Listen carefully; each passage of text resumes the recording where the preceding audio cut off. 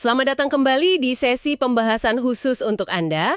Hari ini kita mau coba gali lebih dalam soal strategi negosiasi. Sumber kita dari buku David Rosen, 99 Negotiating Strategies.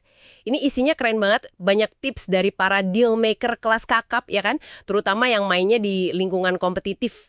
Nah, misi kita sekarang ini, kita coba bedah beberapa teknik kunci aja, biar paham gitu. Apa sih yang bikin negosiasi itu berhasil? Terutama kalau situasinya agak, ya menang kalah. Rosen sendiri bilang negosiasi itu campuran seni, sains, plus sedikit pertarungan jalanan. Makanya banyak taktiknya itu kompetitif. Seringnya untung satu pihak, ya rugi pihak lain.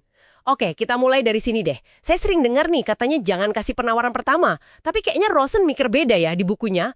Seberapa penting sih jadi yang pertama lempar angka? Iya itu pertanyaan klasik.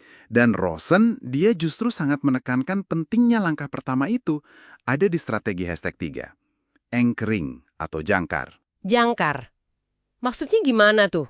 Jadi, konsep anchoring ini sebenarnya soal bias kognitif kita. Kita cenderung terlalu lengket sama informasi pertama yang kita dapat. Oke. Jadi tawaran awal itu fungsinya persis kayak jangkar kapal, dia netapin titik referensi. Nah, titik ini yang nanti bakal mempengaruhi semua diskusi harga atau syarat selanjutnya. Jadi kayak nentuin area mainnya gitu ya? Betul sekali. Apalagi di lingkungan kompetitif yang Rosen gambarkan, kayak transaksi besar gitu, ngontrol narasi angka dari awal itu bisa beda banget hasilnya. Makanya, pasang jangkar yang kuat di awal itu krusial. Anda secara efektif mengarahkan diskusi ke area yang Anda mau. Rosen sendiri katanya hampir selalu berusaha jadi yang pertama lempar jangkar.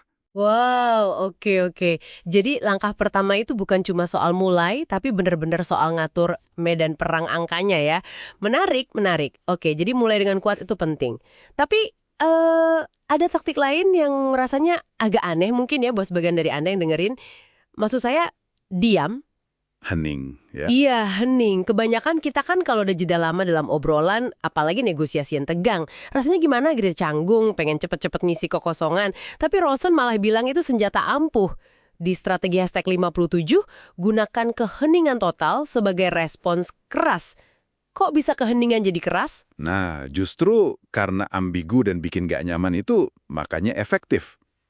Gimana tuh logikanya? Gini, waktu Anda merespons tawaran atau katakanlah pernyataan penting dengan diam total, pihak lain itu otaknya langsung kerja keras. Mereka mulai ngisi kekosongan itu pakai asumsi mereka sendiri. Oh, jadi mereka nebak-nebak sendiri. Iya. Wah, tawaran saya keterlaluan ya. Kok diam aja? Nggak setuju banget nih. Apa dia lagi mikir tapi ragu ya? Nah, ketidakpastian ini bikin tekanan psikologis. Jadi panik sendiri gitu. Bisa jadi. Mereka mungkin jadi gugup, terus malah ngomong lebih banyak, tanpa sadar malah ngasih info tambahan, atau bahkan nurunin ekspektasi mereka sendiri, cuma buat mecah keheningan itu. Rosen bilang di zaman komunikasi instan serba cepat gini, kekuatan strategis dari jeda dan diam itu sering diremehin. Padahal, ini bisa jadi alat kuat buat dapat konsesi atau info. Bener juga ya. Ketidaknyamanan itu bisa jadi alat. Oke, dari langkah pertama yang berani, terus kekuatan diam, ada lagi nih lapisan strategi yang menarik, yaitu cara kita nyajiin penawaran. Bukan cuma apa isinya, tapi gimana kita bungkusnya. Rosen bahas ini di strategi 45 soal membingkai posisi pakai teori prospek. Ini bukan sekedar main kata-kata kan? Tepat, ini udah masuk ke psikologi pengambilan keputusan. Intinya, teori prospek itu simpelnya gini, kita sebagai manusia itu cenderung lebih takut kehilangan sesuatu daripada senang dapat sesuatu yang nilainya sama. Oh, jadi takut rugi itu lebih kuat dari pengen untung. Betul, istilahnya loss averse. Nah, dalam negosiasi, ini bisa dimanfaatin. Misalnya nih, Anda tekankan keuntungan pasti yang bakal didapat lawan kalau mereka terima proposal Anda. Bandingkan dengan kemungkinan hasil lebih baik, tapi nggak pasti kalau mereka nolak. Oke, jadi fokus ke kepastian untungnya ya? Atau sebaliknya, Anda bisa tekankan berbagai risiko atau potensi kerugian yang pasti atau sangat mungkin terjadi kalau mereka nggak terima tawaran Anda. Itu biasanya lebih ngena. Menarik. Ada contoh lain? Atau standar industri. Karena nilai itu sering kita ukur secara sosial kan? Oh, saya dapat deal lebih bagus dari si A. gitu. Oke. Terus Rosen ada singgung soal bluffing juga kan di sini? Iya, dia singgung. Dalam konteks negosiasi kompetitif ala Rosen ini, bluffing jadi memberi kesan posisi Anda lebih kuat dari sebenarnya itu sering dianggap bagian dari permainan. Tapi, dia bedain ya, antara bluffing sama bohong langsung, soal fakta material. Bohong itu, kata dia, bisa ngerusak reputasi. Jadi ya, ini pandangan dia dalam konteks taktik kompetitifnya. Oke, jadi membingkai penawaran itu pakai psikologi untung rugi. Cerdas banget. Nah, selain soal untung rugi, ada cara lain nggak sih buat bikin tawaran kita kerasa lebih, wah gitu, lebih spesial? Ada. Ini nambung ke strategi nomor 93, promosikan eksklusivitas kesepakatan. Eksklusivitas, maksudnya? Ini mainin prinsip kelangkaan. Kita kan suka pengen punya sesuatu yang nggak semua orang bisa dapet, ya kan? Oh iya, bikin rasa istimewa gitu ya? Persis. Caranya bisa dengan menekankan kalau tawaran ini tuh unik, cuma buat mereka aja, atau ada batas waktunya yang mepet banget. Atau ini kesempatan langka deh pokoknya. Contohnya gimana tuh ngomongnya? Misalnya bilang, ini syarat yang biasanya nggak kami tawarin loh, tapi kami lihat potensi khusus nih di kemitraan ini. Atau, kesempatan ini cuma sampai akhir minggu aja ya. Ah, oke. Jadi ada urgency dan scarcity-nya. Betul. Kalau sesuatu terasa eksklusif atau langka, nilai yang dirasakan itu biasanya naik.